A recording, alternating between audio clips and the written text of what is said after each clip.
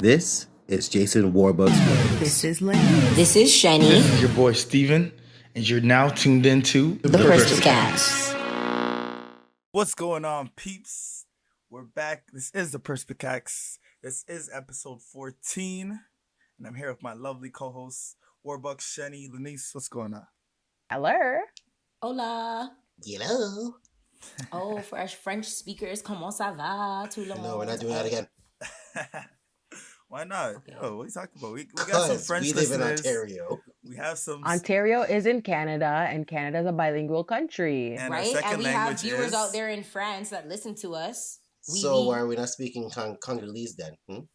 Because I can't do that. I didn't learn that in school. Well, okay, then we're leaving them out. What up, Come Congo? back to us after your Rosetta Stone lessons, Warbucks. Yeah, right? Will do. Will do. Oh, Oh, man. man. Yo, how you guys been, man? It's been a week. What's going on? Well, Yeah. Well. Warbucks, you want to start? Okay, I guess I will then. Thank you. Pass the baton to me. Thank you to everyone that's commented on the question we posted last week. My phone won't stop buzzing. No, I've for tried real. my phone 3 times, but thank you, on real talk. Thank you, because this is the feedback that we strive for, that we want to hear from you guys. Yeah. So thank you. We want to see that the engagement, the talking, the communication. We do this for you to talk. So 100% thank you for doing it. Keep doing it. Because my press secretary, Shanice, will comment to all of your questions. Okay. I mean, I'm enjoying the fact that people are enjoying what we're talking about. So I have to just, share the love with them. Let them know that their voices are not unheard. Okay, Warbucks? No, And plus, no. honestly, I have time. So Wow. Wow. I got No no comments. confidence. Low-key, that was the reason. I got the time. I got time. Jeez, Lord. Don't say nothing bad on people, because she got the time. Right? I'm coming for y'all. I'm joking. He ain't come for nobody. Man, I know it's my turn. I want to hop straight into the Do You Remember? Oh, okay. Because it's burning in my mind right now. What's going Do on? you guys remember the Medea movies? Oh, Ugh, man. How yeah. many Are of we them talking are about there? the plays? Yeah, are we talking about the plays or the No, movies? not even the movies? plays. Let's talk about the movies. So, Oh, man. how Medea got her groove back again? Stop it. Did Stop she it. have one that she went to a funeral, or Medea goes to the funeral? Wasn't or it something? her own funeral? Oh. Something like that. To be honest, I didn't watch that one. I did not make it that far in the... I can't even call it trilogy. In the series? Yeah. No, serious, because there's that, and there's Medea's Boo, and then she made Boo 2, and then Homecoming, and then... How many movies does Medea have? Yo, shout out to Tyler Okay, Perry, yo. They're Right, big movies. ups. Like, And you guys it's- rolled your eyes, but you know all of them. Because it's Medea, it's in your face. You can't miss They it. had the Christmas Hello? one. They had the Hello? witness protection. Medea Yeah. goes to jail. Medea goes to jail, yeah. Oh, Hell, wow. she had a spin-off. From Medea Goes to Jail? No, it's Medea had a spin-off with the next, 2 shows, I think. The show. Oh. Oh yeah, like the Browns. Meet the Yeah. Browns. Yes. Yeah. Yes. That spin-offs from that, I'm like, how? Tyler Perry, how? You gotta give credit where credit is due. Big ups, Oh, Tyler absolutely. Perry. Big ups to you for Snaps. that. 'Cause But I know want to talk people- about. Sorry, I want to talk about the very first one, Diary of a Mad Black Woman. Oh, wow. Hmm. I That remember one, that one Mm. kind of changed how a lot of people saw black movies. Like that was one of the first ones that kind of came out in theaters, like feature length film here in Canada, at least. Like you could only get it Yes. at certain places, like Soul Plane came Eglinton, out. Morningside, etc. Yeah. But those characters are like iconic now. There were some pretty iconic scenes in it. Well, because she kind of she did the formula. You had black woman struggling with her faith, trying to regain her thing, with successful, angry black man that basically is angry at everyone. Till she meets the gardener / plumber / yardman that she falls in love with, and basically just Medea running across screen. I love how you have the breakdown of this. I'm Right? here thinking like, yo, I gotta go back You know, to see what this. but you know what why? Because Stretches Boondocks it. made fun of it. Oh, okay. Uh-huh. And Oh, Boondocks gave the whole wow. breakdown of it. There Boondocks you gave the whole go. breakdown of her. And I'm like, wow, that actually makes sense. So Plus here I late am nights thinking watching you're TBS. spitting knowledge. No, about it's a true. movie. It's That and technically watching- knowledge. It's all That and true. watching TBS at 3 a.m. when that stuff comes on. I can't move and I can't reach the remote. I guess I better watch this. Yeah, just That's stay there that. until you knock out. Guess I'm It's stuck like, watching it. I Nah, can't but move. Lanice, you brought it up. Why do you want us to remember it, girl? Yeah. No, because I was thinking like Medea goes off a lot. This woman, remember, she took out the chainsaw and started Mhm. half everything in this house belongs to her. Started Yeah. chopping the couches in The half and couch in everything. half. I read Yes, it. yes, but also like the woman in that movie played by Kimberly Elise, I think is her name. Mhm. That's She right. went through a lot. Like she was in that relationship that was basically like abusive, and she like couldn't depend on him at all, right? But then he gets like paralyzed, I think, something like that. And then she's still in this like caregiving role for him. Like she has Yeah. to fade him. Well, she probably did give him a fade. She has to feed him, she has to bathe him, is what I was trying to say. She has Was to it the do bald head all of guy? this. Yeah. Yes, Okay, yes. yeah, I do remember that then. Yeah. Yes, exactly, right? But in it, I feel like a lot of times we didn't really talk about like what was going on with the guy. Like how did Mm. he kind of like get this way where he was just like so angry, or he was like really dismissive. He really kind of like pulled himself away from it. And that was like in a big contrast to the guy Shamar Moore with his horrible cornrow wig. Terrible. Lace was The all at just the gardener. front. glued, Lace was just all glued on at his the head. front. It was ugly. But then we had this guy who came in, but he was like healthy, like his like spirituality was on point, his like the way he took care of himself, the way he like approached the relationship was on point. And I'm like, whoa, this really kind of, although it was supposed to be a comedy, Yeah. this really Mhm. kind of relates to what we're talking about this week about Black men's mental health. Mhm. Oh wow. You just Facts. broke that movie all the way down that it made sense. No, 100%. Because like you really didn't talk about the man's experience and what he was possibly going through all that, because it just mainly featured the woman's experience through the whole transition. And that's just to show how dismissive it seems that like men's mental states are very dismissive in the media and Mhm. in actually society. In society, I was about to Shoot. say that. Yeah. Yeah. You just broke that so far down that got me sitting here thinking like, wow, we really dismissed this whole paralyzed man and everything. Yeah, he was wicked in the movie, but I mean, it Mhm. had to stem from somewhere. Yeah, like don't get me wrong, he was a jerk in the movie. Bad character. And even now when I see the actor, I'm like, you Right? did her wrong. You dirty, You dirty dog. dirty dog. But at the same time, it's like, okay, yeah, he felt like he had to like work and strive and get rich, and he had the big house and he had the wife, but still it wasn't good enough. He left her for this little like young thing, and he wasn't able to like express his emotions and do all that stuff. So that kind of got me thinking. Wow. So like my question, I guess, off of your question, because I was just thinking, I'm not a man, but you two, Steven, Warbucks, you guys are men. Do you guys even have these kind of conversations in amongst your friends, or is it something that you two dismiss in your group of friends? Like, tell us, guys. Honestly, I'd say like prior to coming of like age, like prior to growing up, prior to all this high school, like elementary school, obviously you weren't one to talk about like how you felt to your friends or like if it was bad. Obviously, only happy things you're about to express out. But if it's sad or like anger or just you not feeling right, obviously you're holding that in just because of that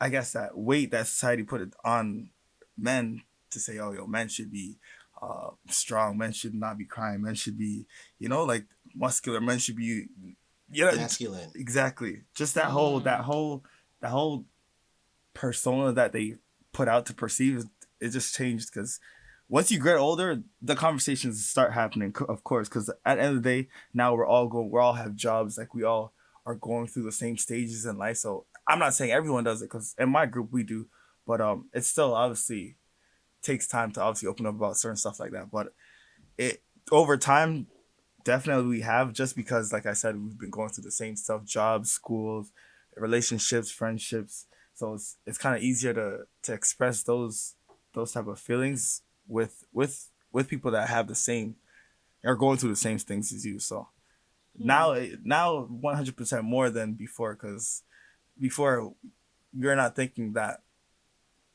broader of a picture, saying, okay, like maybe this guy has the same, or is in the same position I am, or has the same, dealing with the same stuff I am. Back then, you're thinking like, damn, I don't want to seem weak to this person. I don't want them to think that I don't know how to do this or not. So 100%, it just changed on a whole like growing up and just realizing like we're all going through the same thing. That like there's no need to hide it. Wow. That's deep. Yeah. I don't know how you're gonna follow suit, but I always do. I always do. It sounds like you're doubting him. Yeah. Thanks, guys. Never. My standpoint, the kind of same way Steven said it, was just we never really spoke about it.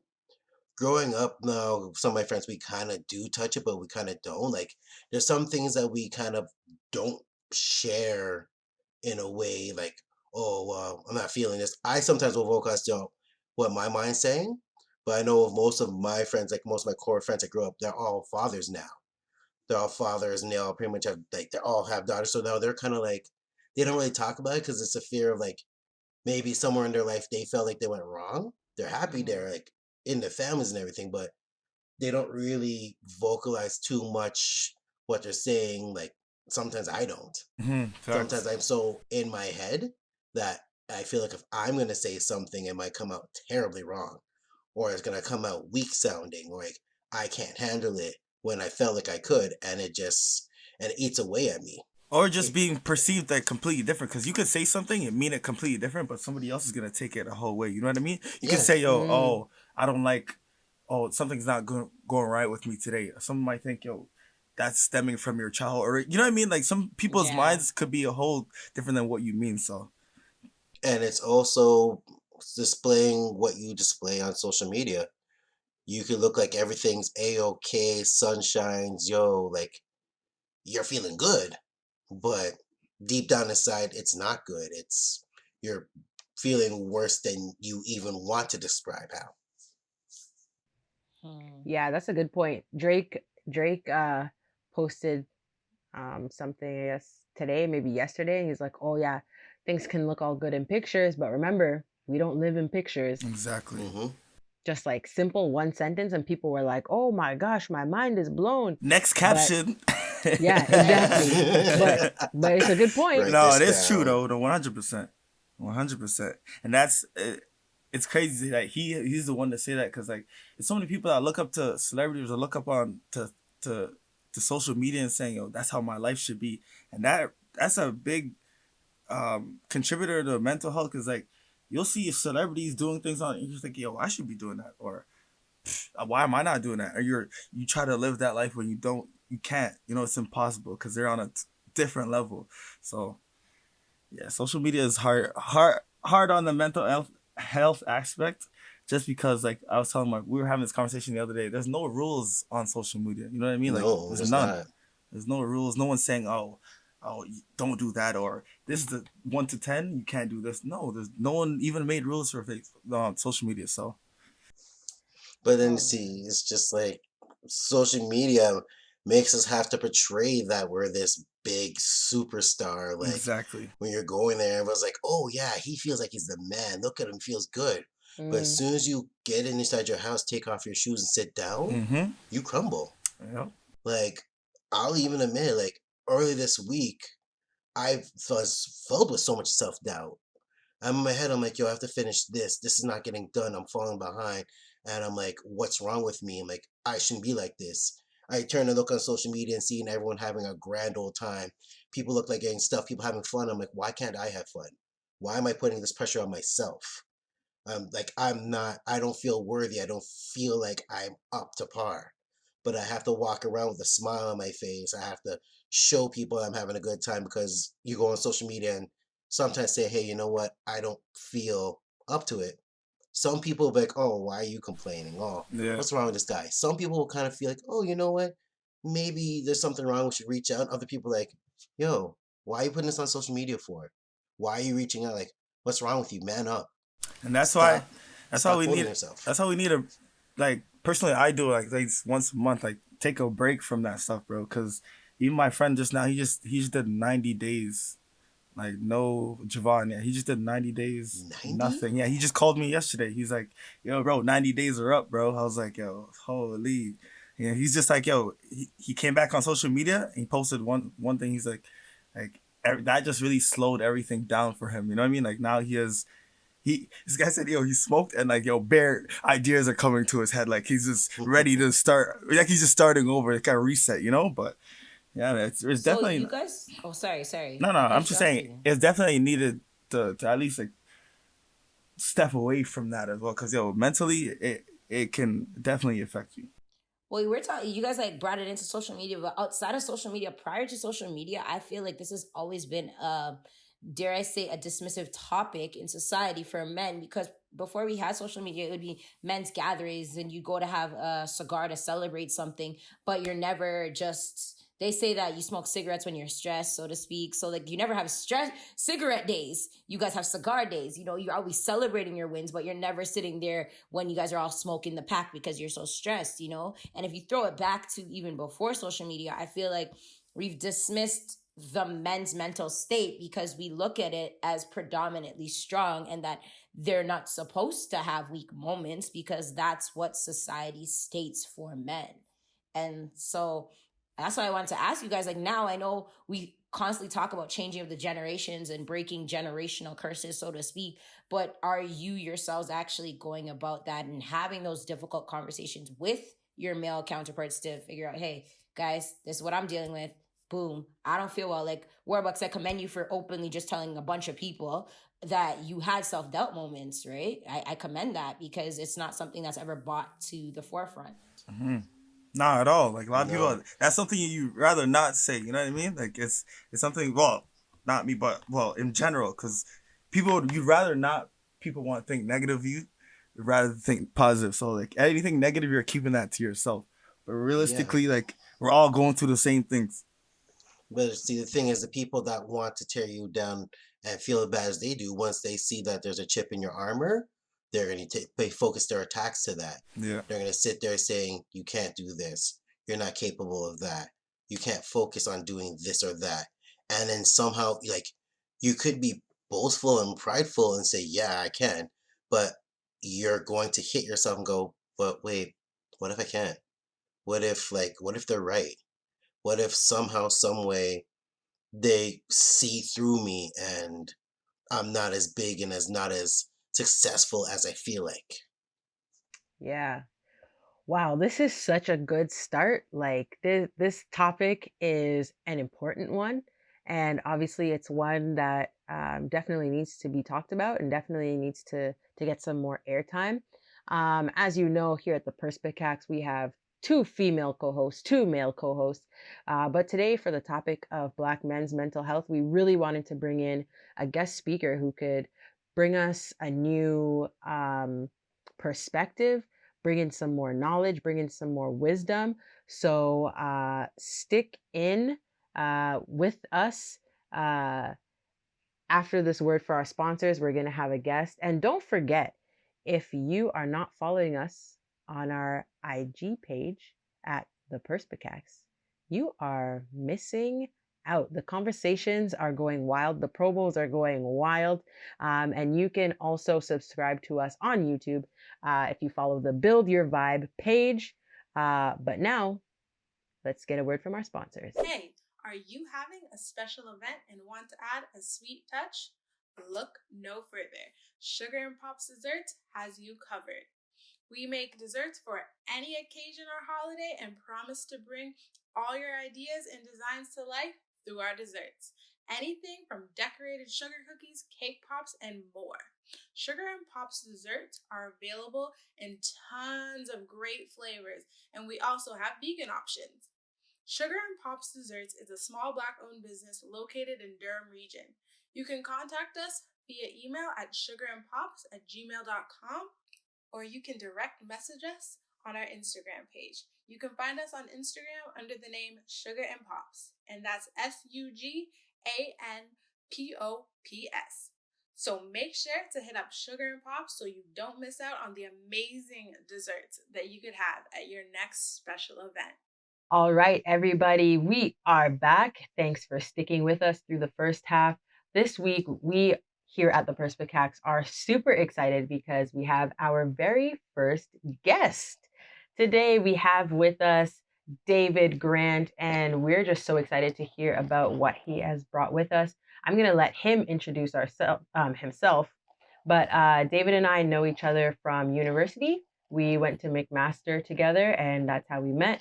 But now I'm just going to turn it over to David. Tell us a little bit about what you do now, maybe some of the projects you've been working on, and kind of your journey to get there. All right. Thanks, Lenice. I mean, yeah, I'm definitely appreciative of all the years that we've known each other, maintain this connection. You know, I live for this this opportunity to really, you know, provide some knowledge to the community and, you know, contribute in whatever way I can. So I thank you all again. In terms of an intro, so my name is David. I have my bachelor's and master's in social work. I completed my bachelor in social work at McMaster University, where I met Lenice, and I did my master's shortly after at Ryerson University. In terms of what I focus on, I guess one could say I focus specifically on mental health and, you know, looking at basically human behavior. So I guess one could say the psychological aspect of social work, the psychological and the mental health aspect of social work. And of course, I would say I specifically center my attention on that of Black boys and men. That's been, I guess, most of my experience. You know, I mean, I've had experience with dealing with a whole wide range of boys and men on you know, on the spectrum, cross-culturally, but my passion and my expertise definitely lies with that of Black boys and men. So that's where I focus my area. Currently, I'm working in the Yukon government. I'm working as a child welfare social worker. I mean, the term out here is just social worker, and I'm working specifically with various First Nation communities. I mean, I work with all families in Yukon, but I mean, unfortunately, predominantly, I work with the First Nation communities, which is a whole other discussion as to why there is an overrepresentation of First Nation, Métis, and Inuit families involved in the child welfare system. But yeah, that's what I'm currently doing right now. I don't know if you want me to get into how I got on this road, or if you want to save that for the discussion. But I mean, that's, I guess, quick intro. I saw that recently you were involved in publishing a book. So if you want to tell us a little bit about that project, that would be awesome. And then maybe we'll get into asking you some questions around your work. Okay, perfect. Yeah, so I did recently just publish a book. So it's called Shame Over. I co-authored with a good friend of mine, Karen Carrington. She's a award-winning talk show host, and she has this men's series. You know, and another fellow sister in the community trying to make a difference. So how this idea even came about, it really came about as a result of, and actually this all ties in, I published an article, a scholarly journal article entitled Navigating Two Worlds. And basically I wrote about the complexities of Black fatherhood in Toronto. And I specifically focused on a couple of case studies, you know, a couple of different fathers that I work with. Of course, removed all names and identifying information. But I spoke about in that article the ethical dilemmas that I found when working in the child welfare system when I was living in working in Toronto, as it relates to you know, child rearing and the pathologization of African methods of raising children, the child welfare system, and just the contradictions within the child welfare system when it comes to uplifting the child's voice, for example, but only when it's convenient for the workers. I spoke about the racism that fathers have to experience in the child welfare system, outside of the child welfare system, and you couple that with being a parent, and that's a whole nother realm that they have to navigate. Then you couple that with being a Black man, right? And then you have to deal with all of that. And then you couple that with raising Black children, right? And so I spoke about, as I said, this navigating two worlds, where you're navigating this world as a parent and you're navigating this world as a Black man, which are, well, in reality, a Black parent specifically and a Black father or single Black man. And just spoke about how this creates so much mental distress for fathers that ends up being pented up, right? And how that, if not dealt with, can result in health, health challenges like hypertension, like diabetes, like any sort of stress-related illnesses, and then of course mental health challenges, depression, anxiety.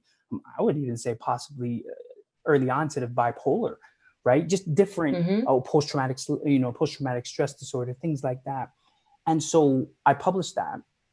I'm going to say around June, and that has been something I've been working on since I've been working in child welfare in Toronto. And when I published that, next individual had connected me with Karen, just by chance. And then after her and I were talking, she wanted to take that knowledge I had written and said, well, why don't we turn that into just some sort of ebook, like a mental health ebook for men in general, right? And I said, okay, because I allude to generally what fathers experience, in that article. Then of course I focus on Black men. And then fast forward now, it went from just being a little ebook that we were going to do, as attributed to Mental Health Week in October, to then being a full out book because of all the knowledge and all the ideas that were pouring out as I was writing it. And she said, okay, maybe we should just turn this into a hard copy or paperback copy book. And so then, and then here we go. It's now out for distribution, and people have given me some positive reviews. Nice. Yeah, amazing. Honestly, I saw the cover this morning and I was reading the back and I was like, yo, there's some way I gotta get my hand on this still, because it definitely looks like a good read. And before anyone else jumps in, I want to ask real quickly, because you can tell, like, from, well, if you're not watching the video, but from the audio, you can tell, like, you're really passionate about, obviously, your line of work. I just want to know, like, what made you, like, decide to say, oh, I'm going to get into social work, or choose that path. Because, a lot of people, like, choose things, or either it could be because it happened to them or they want to make a change. So, which one was for you? That's a perfect question. That actually ties into, like, how I even got onto this path. And so I appreciate it. So initially, and I guess even currently, I've never wanted to be a social worker, right? My initial path was to be a clinical psychologist. And the reason I got into and the reason I even wanted to get into that is because, and I allude to this in the book, I grew up, in Scarborough, Ontario, Lenice knows Wagwan. And big ups. Oh, Shanice, you know Wagwan too. So, that's where I was, born and raised. And anybody who knows, either who's come into contact with, Scarborough just in general, or has lived there, it's a unique place because of the various elements of it, especially when you look at, unfortunately, the social ills that are present there. And growing up, I saw a lot of that, both in my immediate family, even though I would say us as an immediate family, we were very tight knit. But, some of my extended family, I saw a lot of challenges as it relates to, certain behaviors that were dysfunctional, that some could deem dysfunctional. And then I saw it in the greater community, cross-culturally. I saw it with Chinese people, I saw it with Sri Lankan people, I saw it with the various Caribbean people, I should say the Afro-Caribbean people, and even the Indo-Caribbean people. I just saw these dysfunctional behaviors that at the time I couldn't specifically name why this was the case. And although there was few white people that I was around, for some reason, they weren't displaying, at least not all of them, were displaying the same sort of dysfunctional behaviors that some of these other groups were, but they also weren't under the same stress. I saw this in schools. The white kids, the three or four white kids in my school somehow did not have the same type of negative portrayals or in the minds of the teachers as the other Black kids did, even though some of them were committing the same stuff as we were. But anyway, I digress. So I was noticing these various nuances. And then when I would interact with Chinese people and Sri Lankan people and Black people, I noticed this collective disdain for Blackness, including Black people. And even though Black people would say, oh, I love being Black, but they would compliment you. They would say something about your hair, not compliment you. They would say something about your hair. They say something about you being too dark. They say something about the way you speak. They would say something, and I'm like, and I started ruminating in my head. And so I really took that and I wanted to make sense of it. And so initially that's why I wanted to be a clinical psychologist. But then at the moment, I remember talking to my pops and he explained to me that you have to do your PhD. And I'm like, do I really want to do my PhD right now? I mean, that was like not closed off to, but I'm like, right now. Yeah. But he said, maybe you can get into social work and that can be like a gateway into it if you want to go down that route. I said, okay.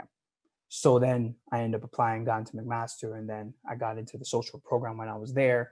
But I said to myself, I still want to stay on that path of that, understanding the human behavior and understanding what sort of factors influence human behavior. So of course, looking at Skinner, looking at Freud, looking at Pavlov, the different European, quote unquote, gods of psychology, right? And we'll get into that later. But I want to look at that. So I end up understanding how Europeans function, but then I want to take that and understand how African people function and even other cultures function and why those cultures, even though they were just as impoverished as we were, decided that they were still better and more value than we were. So I say all that to say that is how I ended up getting into the social work path. And then as I started to write more papers while I was in the social work program, I started to write about the various aspects of Black life. I wrote about stress and hypertension of Black people living in the ghettos. I wrote about poverty. I wrote about the impacts of slavery, the impacts of environmental racism. I was writing about various things because I really want to get my experiences on paper and really understand this. By my master's, I ended up specializing in my research paper looking at mental health and mental health issues and displaced anger of young Black boys who had been previously incarcerated, specifically in Scarborough. That was my way of giving back. And it was from there that I really started to wanted to investigate this anger and this violence that unfortunately too many Black boys end up becoming involved in. And then fast forward now, that's how I end up getting here now, where I'm really trying to focus that social work lens on the more psychological aspects, the mental health aspect, and of course with hopes of doing my PhD in the near future. When I say near future, hopefully in the next, possibly a couple of years, God spare life. So that's how I got here. So I still have that psychology mentality that I want to pursue, but at the end of the day, as my pop said, listen, if you want to get a job, social work, you can get a job right then and there. And it's true. A lot of places were like, do you have a degree in social work? I'm like, yes. Okay, here you go. And that's how I got into child welfare. And from child welfare, I was exposed to a lot. So yeah, that's all of that to say that's how I got where I'm at. Well, wow. we appreciate that, bro, because there's a lot of people that probably couldn't do what you're doing right now. It means it takes a different type of mindset, a different type of skill, a different type of patience to definitely go through that. So yeah, kudos, 100%. Bro. I appreciate it. Thank you. Yeah, I mean, at this point, like you're already starting to drop knowledge on us. But I know like Shenny and Warbucks probably also have questions. So maybe we'll hop to Shenny first because I've been seeing her like visibly react to some of the stuff that you're saying. So yeah, so Shenny, hop in. What would you like? Okay. I mean, you've covered a lot, and it's good to see, I guess, what started and what I want to say triggered this chain of reaction in a positive way, a snowball effect into greatness. I think just based off of, and I haven't, unfortunately, I have not read your book as of yet, but trust me, after this intro, I'm definitely going to get my hands on it and understand a little bit more to what you just brought to the table. So my apologies if I'm asking you a question that's already covered in the book. But for our listeners, I want to know, do you find that men suffer from a lot of, I guess, so to say, mental health issues due to the fact that society wants to portray a lot more of toxic masculinity?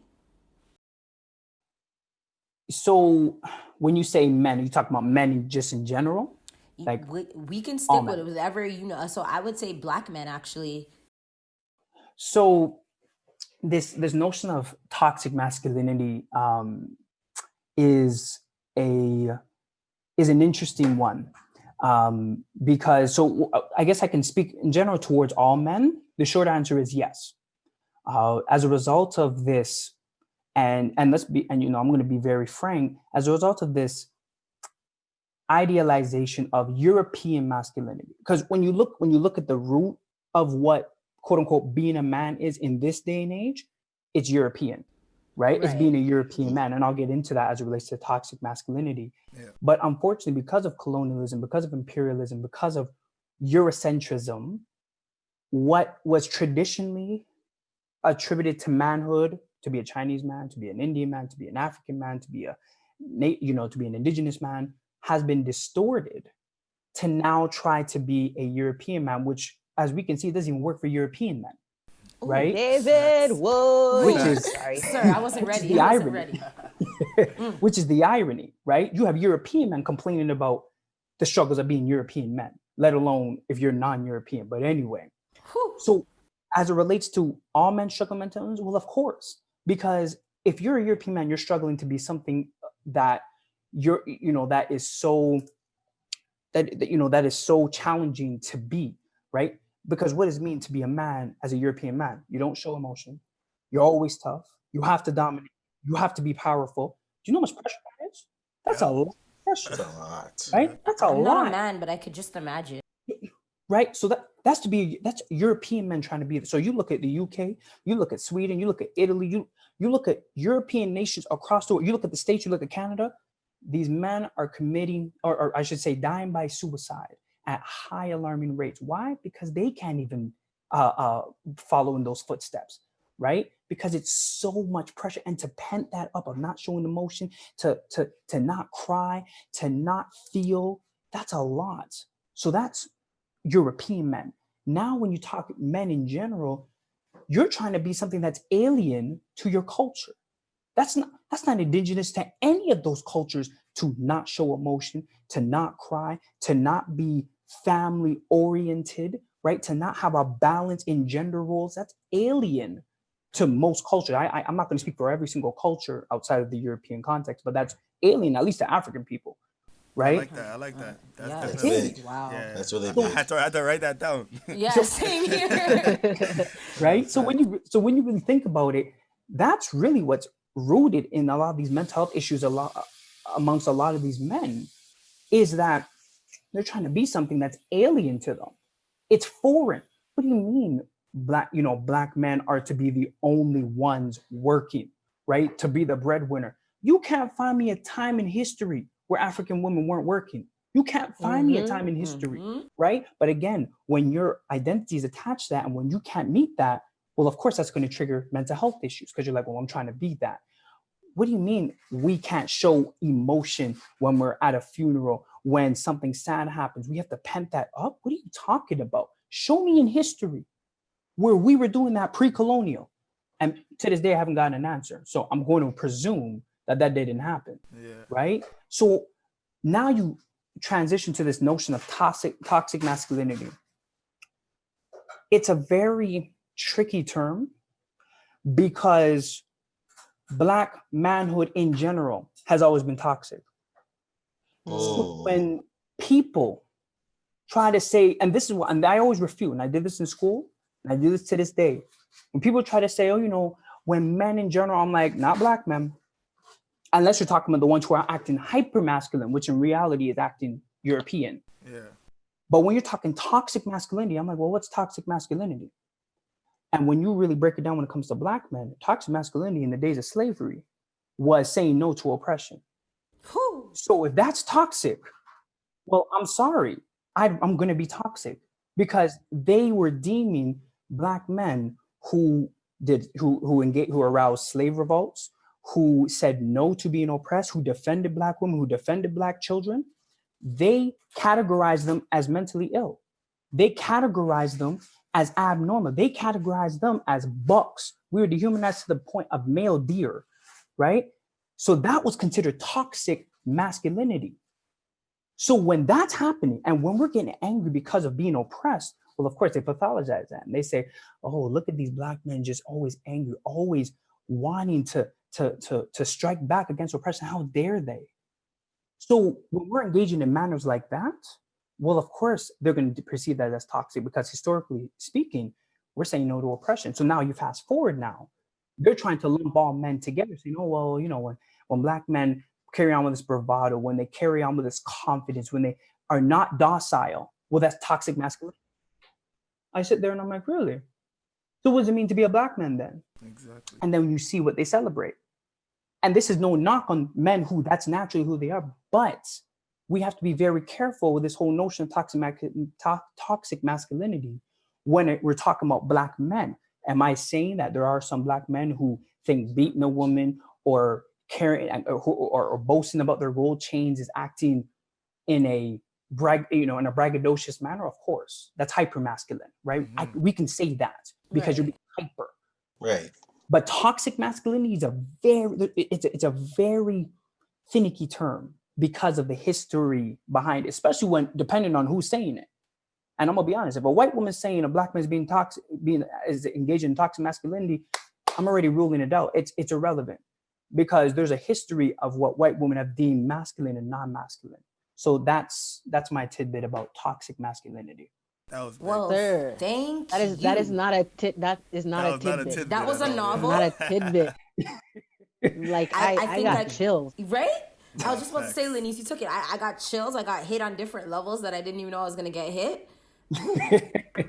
When I told you this man was a scholar, it wasn't hyperbole. He brought us to the history of why it is the way it is. Like, that's not a simple answer, David. I'm sorry. We're gonna have to limit your answers because actually, no, don't even limit it. Say, talk. Man, I know Warbucks must be just chomping at the bit. Like, there's so much to respond to. But Warbucks, what's on your mind? What I wanted to ask was, David, in your opinion, does the cycle of, best way to explain it, young Black man growing up and seeing that his father is not really the biggest role model, do you think that continues on into his adulthood and then he continues on that cycle as well? So like basically seeing a lot of young Black males I've seen come from displaced homes. Fathers basically not being there when they should be. They say they're there or not. And then growing up through how the media and society says how we're supposed to act, how they tell us how to act. Do you think that continues on through the stream, or do you think that we're possibly trying to break the struggle of it, or break the cycle? I think, I think you're right. I think that unfortunately the cycle has continued. I will say that there are some Black men. There are many Black men, I would say, that are trying to break that cycle. But in terms of breaking their cycle, unfortunately, some of them are doing it by meeting the bare minimum and wanting kudos for meeting the bare minimum. Now, I'm not going to knock those brothers who didn't have fathers and they're trying to be something that they don't, that's alien to them. They don't know what a father looks like, but they're trying. I give them all kudos, especially when I was working with a lot of Black men. I would big them up and say, I get it, you're trying. But I would tell them, but this is not good enough. And when I say not good enough, what I mean is we need to not have any more part-time fathers. It can no longer be okay with fathering on Saturday and Sunday or even Friday. I like that. Yep. I'm sorry. We're in a state of emergency. We cannot afford that any longer. I will give you the kudos that you are involved and you're not absentee. However, if you're looking for me to put you on a pedestal, it's not happening. If you're looking for sisters to put you on a pedestal because you're doing the bare minimum while they're parenting full time, I'm sorry, I can't back that up either because you now have a double parenting burden on these young Black women. So when we talk about the cycle, what unfortunately happens is you have these young Black men in this day and age you have some who unfortunately continue to have no fathers in the home at all. They have like no contact with them. And even though that's the case, we as a community still need to rally around those those homes that are that case. Because just because there's no father figure in the home or even active there is no reason why there should not be some sort of consistent male role model in that child's life. Yes. So we need the uncles, we need the older male cousins, we need the basketball coach, we need the black male tutors. We need black men to stand up and say, okay, no father's there, no problem, I got you. That's where it takes a village to raise the children. David, well, how can we do that? We did it during slavery. Black men were getting taken by the day, and other black men were stepping in. We're saying, don't worry, I know so-and-so just got taken, I'm gonna be here until I'm taken, and so-and-so will be here. We made all efforts. And then even when there was so much black men being taken, sisters rallied around. There was a sort of unity. So when it comes to your question of, are we breaking that cycle? It's complicated to answer, because I think we have some fathers who are stepping up, but they're not stepping up to the full plate, right? And then on the other hand, we unfortunately have some sisters, which rightfully so, have almost normalized this underdependence on black men and have tried to take on both roles, especially when we're talking young black boys, tried to take on both roles. And for me, it's not possible, because just like I can't teach a young black girl how to be a woman, a mom can't teach a young black boy how to be a man. And we've normalized this underdependence on black men, and frankly, not putting effort into trying to find that black boy a male role model. So we're saying, you know what, I'll just do it my damn self. I get why she's doing it, but it's not helping. And so it's a very complicated answer to see, because I mean, the numbers, unfortunately, doesn't seem to have shifted that much. And even when you talk to black men, yeah, sure, you have some who are like, I'm involved in my kid. What does involve me? Yes, and they say, well, I'm there. What does that mean? Are you there every single day? Because I am. I have a son. I'm there I was there when he was potty trained. You name it. But unfortunately, when you can't answer that, well, then we're still in the same spot that we were before. Exactly. So if we're trying to change it, that's what I was saying, is we need to, as black men, we need to rally and be consistent. The key word is consistency. I'm not saying you be there once and then maybe you come back on Christmas. No. You say, you know what? He has no father. Every single Thursday, I'm taking that kid out. Take him get some food. We're going to go play ball. We're going to do something. We're going to go read every single day. I mean, every single Thursday, every single Friday. Needs to be consistency, because no longer can we have these sisters doing it on their own, because it's just not fair to them. And it's not fair to these boys especially. So, I mean, that's, I guess, what I would say is the state of where we're at in terms of progression, if that makes sense. I don't know. I hope I answered your question. No, you really truly did. Like, because I took myself in that position, seeing it, because I kind of grew up in a household where my father kind of wasn't there. So I relied on like my sisters and my mom to raise me up. And he decided he wanted a co-parent. He wanted to show up when he showed up. And to this day, it sometimes scares me that when I start a family, I don't want to travel down that path. Of course. I don't want to look and say, oh, I want to be there. So it's something that plays in my head. As a black man, it's a stigma, because I see it happen all the time. Yeah. That I don't want it to happen, but the fear in the head just grows. So definitely you cover some spots where it's like, yeah, if one can't be there, step in and help the future generation, because truthfully, I want to be a teacher. Like, my goal and aspiration is to be a photography teacher, and I don't want to see children go down the wrong path. I've seen a lot of people I know go. They've went. Yep. Some are not here this day. Some are behind bars. And I'm like, if they had someone step in, would they have gone that path? Yeah. Warbucks, that's a good question, because a lot of people could be thinking like, oh, what does this person need to help? Does he need money? But realistically, it just could be someone to talk to, or just like you're saying, like a bigger brother or an uncle, or just someone to be there. You know what I mean? So honestly, I like that question, Warbucks, though. And you know, to add to that, and I allude to this in the book, that you know that I guess that eerie sort of question that brothers like yourself will have ruminating in their head, and you know, as I said, I allude to it in the book of, will I be a good father? Because I haven't had one, right? At least a consistent one. And unfortunately, society doesn't help, because the problem is you have brothers in your position who can easily, if they're not careful, internalize that maybe they aren't needed for Black families, which is completely detrimental, right? And this is what slavery has helped to do, is to, as I said, create an over-dependence on Black women as the most consistent caregiver and an under-dependence on Black men.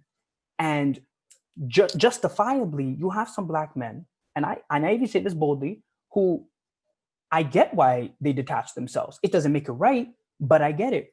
Why do you say that, David?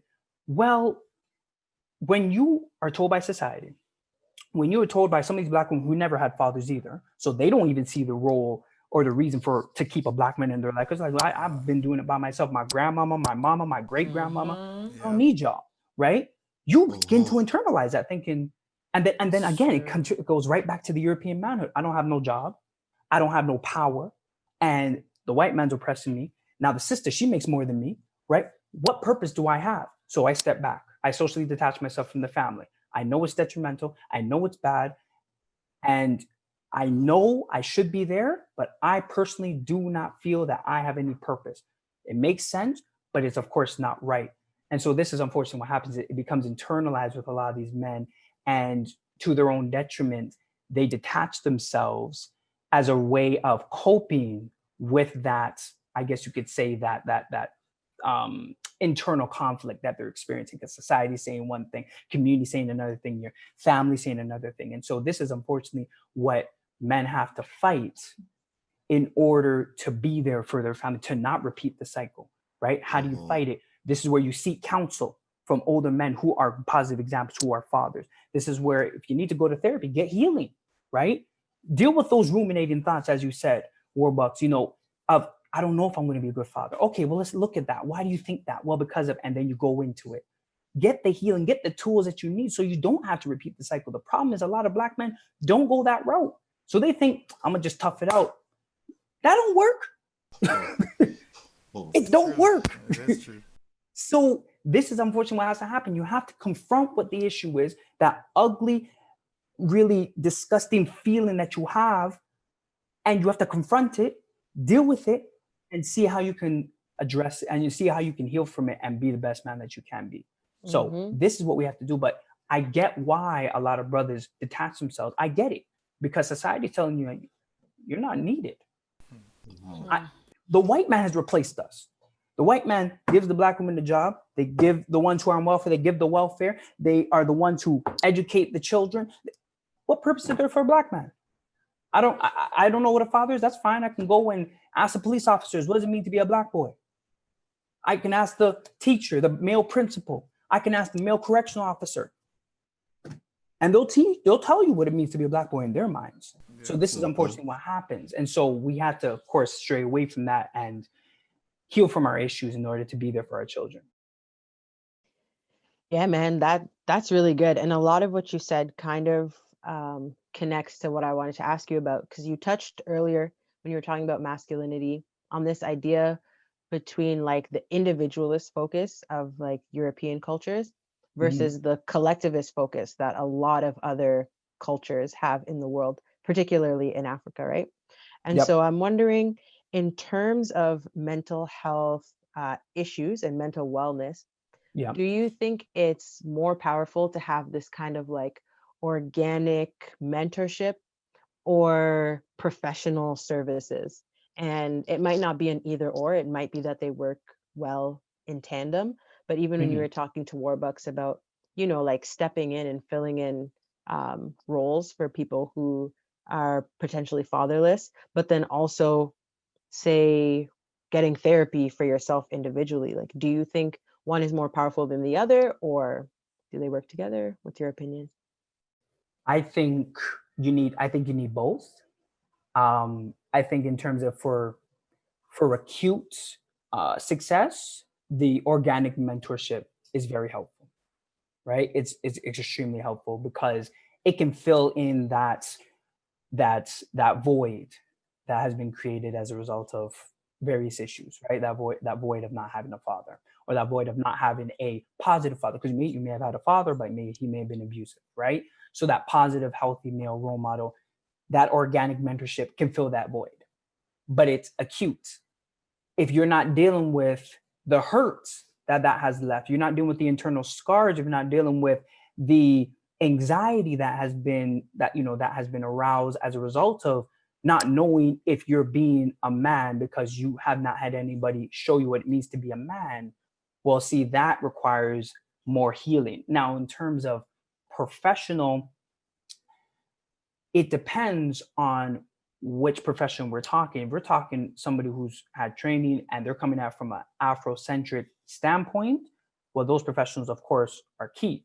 But we can't just think that we can go to anybody and everybody to receive help, because you can't go to people who are not looking to liberate you, right? You have to go to people who are looking for your actual individual and collective well-being, because as you said, it's a collective mentality. We need to have that. Healing me means I'm helping to heal my community, right? Or healing that individual means I'm helping to heal that individual's community. Because as you know, the South African phrase Ubuntu, I am because we are. Healing that one individual means I'm trying to help heal everybody else. And so I think if we're going to be professional, we just need to keep that in mind, that we need to have an individual who's trying to heal from that standpoint. And we definitely need to include some sort of spirituality in that, because as African people, we're definitely, we are spiritual people. And so I think both are definitely necessary. But I think if we're looking for like a short term, we need something right now, with the organic mentorship will definitely be critical. And then we can deal with the healing later on. Awesome. Yeah. I think that's what I've said all day. Wow. Yeah, honestly. Yeah, I learned so much just now. I was just taking everything in, to be quite honest. Notebooks full up. But yo, David, we appreciate you for jumping in, man. Honestly, yeah, I got to get that book up for sure. Shani, if you get it before me, just read it and send it. You know how fast I read, Please especially when it's a good book. Yeah. I'm after Steven then. David, can you just put it up one more time for our viewers? Sorry. I was just gonna say, say the title and let us know how we can get our hands on it. Okay, so it's Shame Over. And it's a conversation about men's mental health by Karen Carrington and David Grant. It's me. You can get it on Amazon. My website is not up and running as of yet. I mean, I kind of wrote this on the fly, but you can purchase it on Amazon. You can either do the ebook or you can do the hard copy like this one, and move the conversation into action and to help heal our community. Yes. So thank you on behalf of the Perspicax. Yes. Thank you so much, sir. Thank you very, very much. You're welcome. Yeah, man, from Yukon to Scarborough to Toronto. Scarborough, you know. Calm down. Calm down. All right. Thank you, everybody. Peace and love. Yeah, man. Peace and love, brother. Catch the Perspicax on Google Podcast, Apple Podcast, Spotify, YouTube, and other streaming platforms. This is Jason Warbucks. This is Lane. This is Shani. This is your boy Steven, and you're now tuned into the Perspicax.